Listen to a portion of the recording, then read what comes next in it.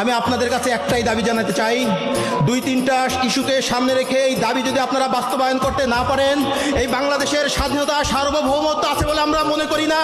যে স্বাধীন বাংলাদেশে আল্লামা দিলওয়ার হোসেন সাঈদী সাক্ষীকে ভারতের কারাগারে পাওয়া যায়, যে উসমানের খুনি করার 6 ঘন্টার ভিতরে বাংলাদেশ বর্ডার পার করে যায়, এই দেশের স্বাধীনতা সার্বভৌমত্ব আছে বলে আমি বিশ্বাস করি না। প্রিয় ভাইরা আমার, এই 56,000 বর্তমানে আজাদির লড়াই আপনাদেরকে শুরু করতে হবে। এই মুসলিম বঙ্গে মানুষের মুক্তি আসা না পর্যন্ত আপনারা করে ফিরে যাবেন না, আমাকে ওয়াদা করেন। ভাইরা আমার, বিগত 16 বছর ফ্যাসিস্টদের কারণে মানুষের বাক স্বাধীনতা নষ্ট হয়েছে, মানুষের মৌলিক অধিকার নষ্ট হয়েছে, মানুষের জীবনের কোনো নিরাপত্তা নাই। আমরা ঠিক সেই আশঙ্কাই করতেছি, আবার সেই ভয়ের রাজ্যে বসবাস করার দিকে যাচ্ছি।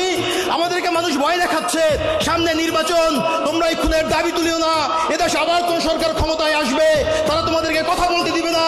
আমি আপনাদের কাছে বলতে চাই, কোন সরকার ক্ষমতায় আসবে কি আসবে না সেই সিদ্ধান্ত জনগণ নিবে।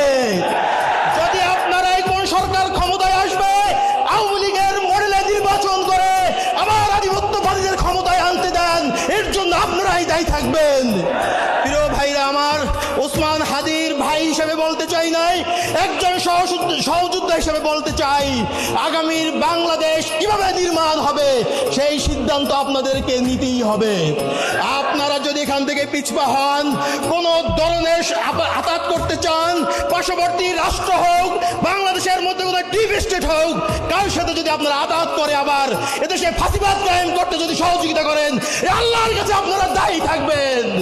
প্রিয় ভাইরা আমার, ওসমান হাদির রক্তের বিনিময়ে এই বাংলাদেশ আধিপত্যবাদ মুক্ত হোক, এই বাংলাদেশে ইনসাফ কায়েম হোক।